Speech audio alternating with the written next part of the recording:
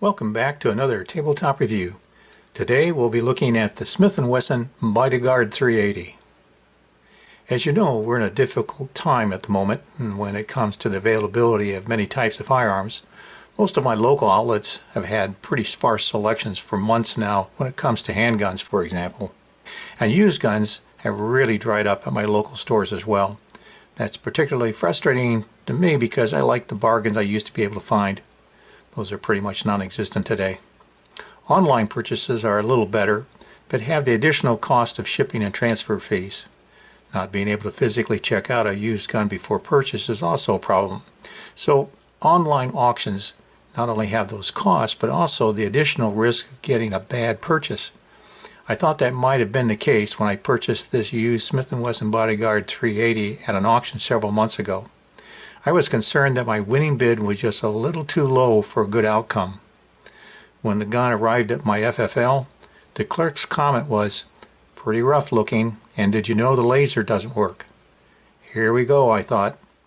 However, although the gun was very dirty inside and out, it cleaned up fairly well, and the laser only needed fresh batteries. There's little doubt that this gun had been carried and fired a lot, but functionally it seems fine. The action is still tight and smooth, and the gun even came with its 2 magazines. So in the end, I think I did okay with my purchase. Let's start with making sure this gun is cleared first. By the way, if you enjoyed this review, be sure to like, share, and subscribe. Okay, so I like the option to pocket carry, mostly during the warmer months, and I like pocket carry pistols. I own a number of them. In fact, I just did a review of one of the most popular pocket carry pistols available, the Ruger LCP2. Great little gun and very similar to the Bodyguard. But there's always differences between these guns that will sometimes cause me to switch out between them from time to time. For example, although I like the Ruger LCP2, I like the frame thumb safety and double action fired trigger on the Smith & Wesson Bodyguard here better for some carry situations. There are those who agree with me that a safety makes a gun safer to store, to carry, and will at least create a delay in the hands of a person who may have taken it off you, allowing you time to either get it back or get away. I know many of you hate safeties. My wife agrees with you. She won't carry a gun with a frame safety no matter how great the gun. That includes even my highly thought of SIG P238, but I'm used to a thumbing off of the safety when I draw. I've trained with 1911s and I've carried a SIG and Kimber micros for years, so for me it's a natural reflex. Now, one thing I've noticed about the Smith & Wesson Bodyguard 380 is that there are a lot of strong opinions about this gun out there. Some think it's great, others hate it. I understand both sides, and to be honest, I'm kind of somewhere in the middle. But let's back up a little and talk about the history of the Bodyguard 380. Smith & Wesson first released the Bodyguard 380 in 2011. This early version came with an integrated red laser by Insight. The activation button is gray in color. This gun is a traditional double action only hammer fired pistol. As mentioned earlier, it incorporates a manual safety and slide release. However, in 2014, the Bodyguard was replaced by Smith & Wesson's M&P Bodyguard 380, in which the gun's laser became optional and was replaced with the frame-mounted Crimson Trace laser system with a red button.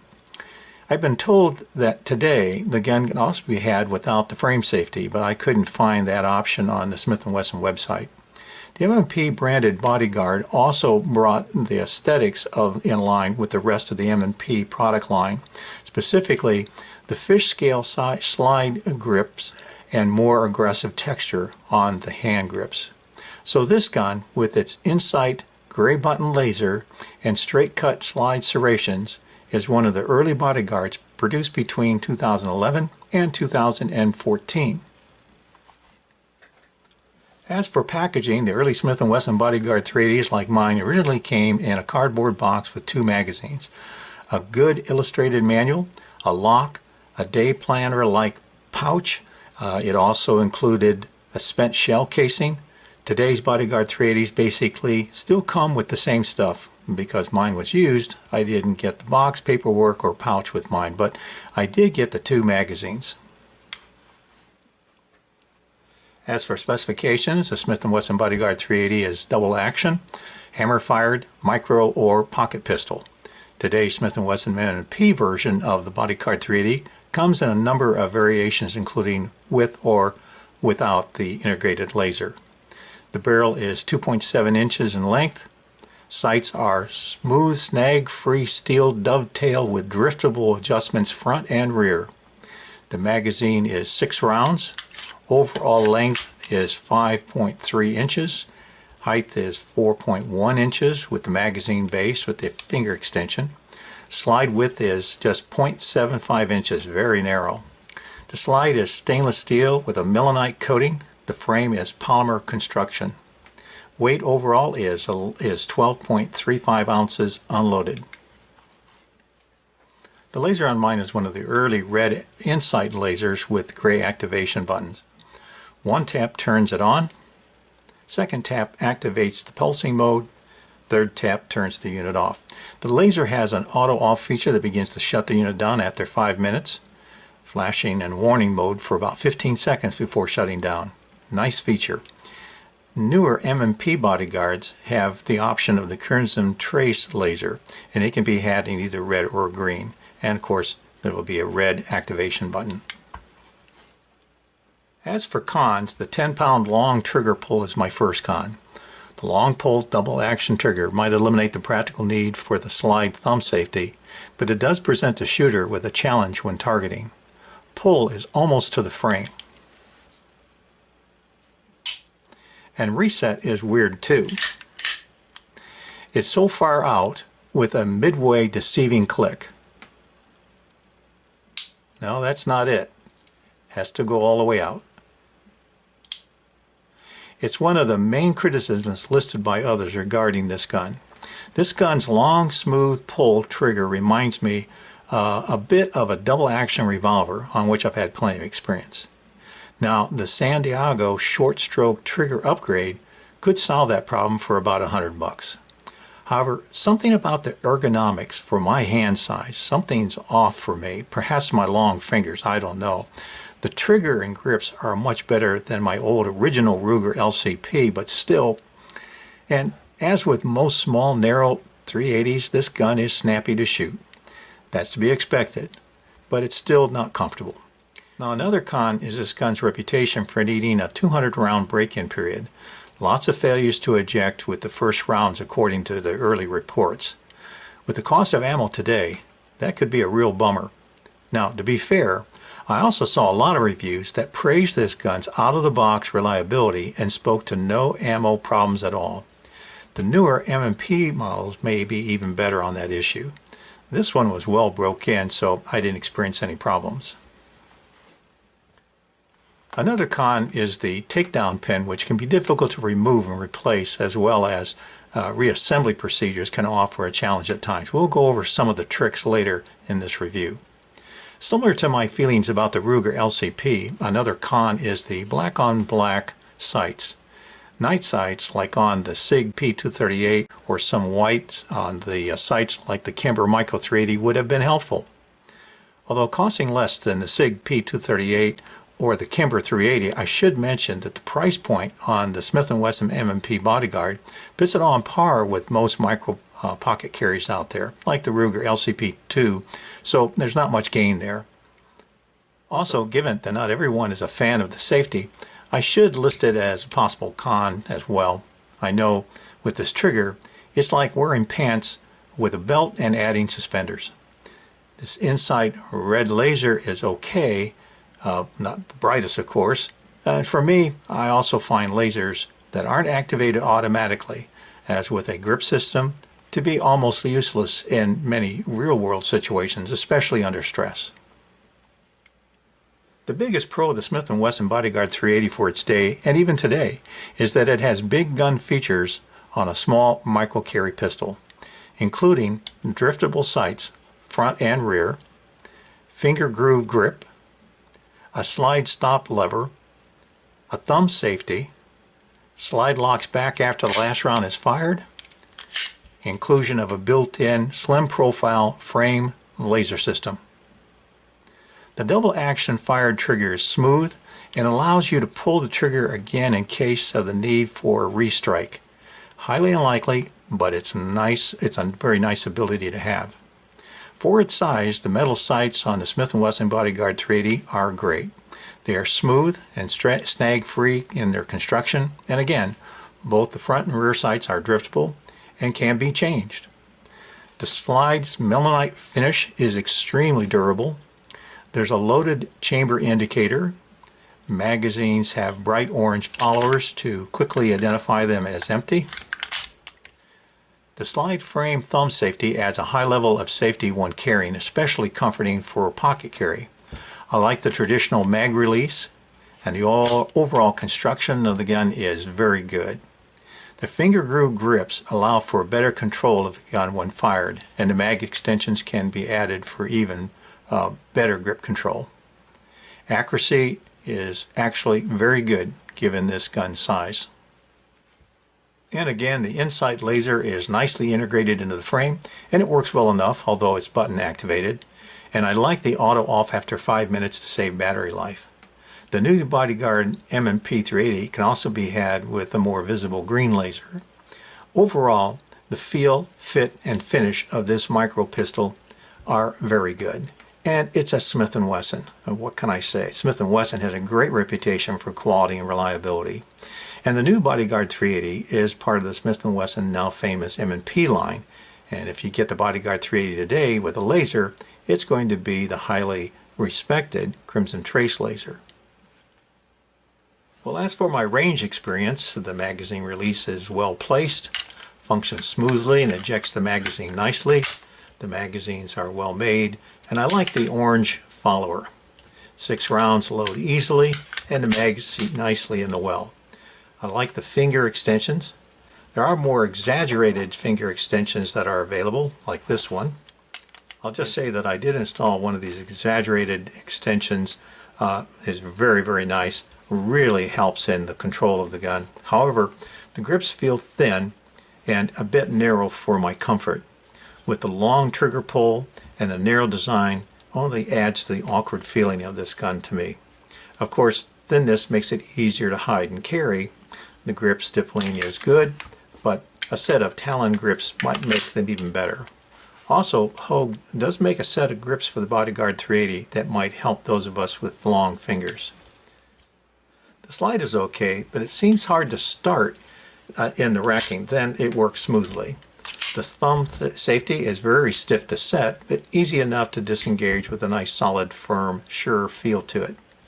For a small pocket gun, the sights are functional enough, although I'd prefer a bit of white on them, especially on that front sight. The width of the opening on the rear sight allows the front sight picture to fill the space nicely. Well, as I said before, this gun is snappy to shoot, which is to be expected from a small, light pocket pistol. Some people think it's horrible. However, I was able to control my shots fairly well enough, even though that long trigger pull didn't help with target reacquisition. I can easily see why many people hate this gun's trigger.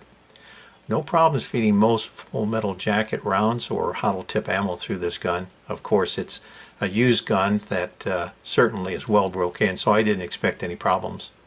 As for accuracy, I couldn't complain. I did better than I expected given this trigger, but I did even better shooting with the exaggerated magazine finger extension. You can get these for about $7 each. By the way, this laser has maintained its settings fairly well. Basically, with or without the laser, accuracy with 6-inch targets at 15 feet was not a problem for me. The gun displayed good functioning and reliability. It seemed solid, well made, and was accurate for its size.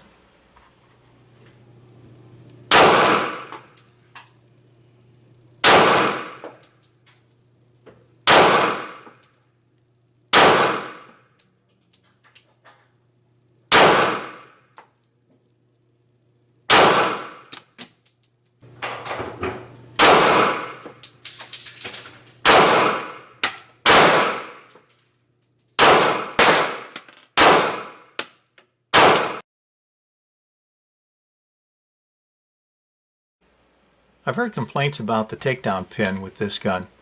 about it being stiff to extract and replace in the frame, and about getting the gun to function properly after reassembly. There are a few tricks. First, remove the magazine and lock the slide back.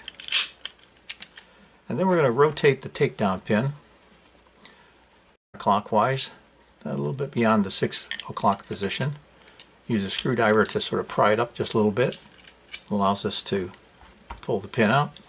With the pin out, we can release the slide, and it just comes right off of the frame. And of course, we have the rod and the spring and the barrel, and that's pretty much it. Reassembly is basically the opposite. We're going to return the barrel to the slide, return the rod and the spring, and it's important to make sure that these are lined up. And once you have the assembly of the slide assembly put together, you can return it to the frame. Now, a couple of things to look out for when reassembling the slide to the frame is to make sure that the hammer is not moving when you pull the trigger. In this case it is. I'm just going to pull the trigger. That disengages it. Alright, so now I can return the slide to the frame. I'm going to bring it all the way back and lock it. And then make sure that the barrel is all the way forward. There we go. And then look at this little spring here. We're going to push down on that spring to reinsert that takedown pin. Rotate it so that it's facing down, and just work it into the space there. Rotate it back up, pushing it back in, and that's it. The manufacturer's suggested retail on the Smith & Wesson M&P Bodyguard 380 with the red laser is about $450. The suggested price on the Bodyguard without the laser is about $380.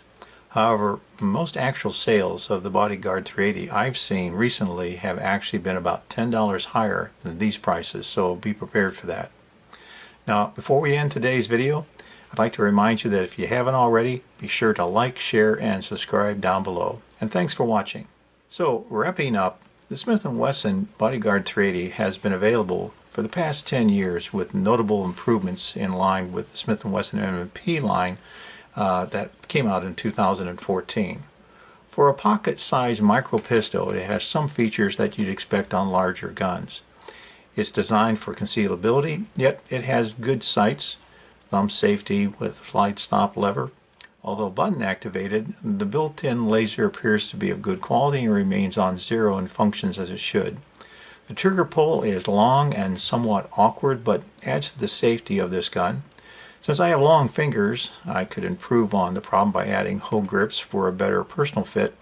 I might do that, but I like this gun because it's so thin, and so I think I'll keep it this way for right now.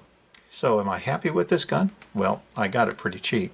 So I'd say that given what I paid for it, yes, the Smith & Wesson Bodyguard, with its thumb safety, good sights, and built-in frame laser system, offers me yet another good option for pocket carry. So I think I'll hang on to it for now. Any weapon you carry is better than one you left at home. Thanks for watching. Hope you'll be back for my next tabletop review. Until next time, stay safe.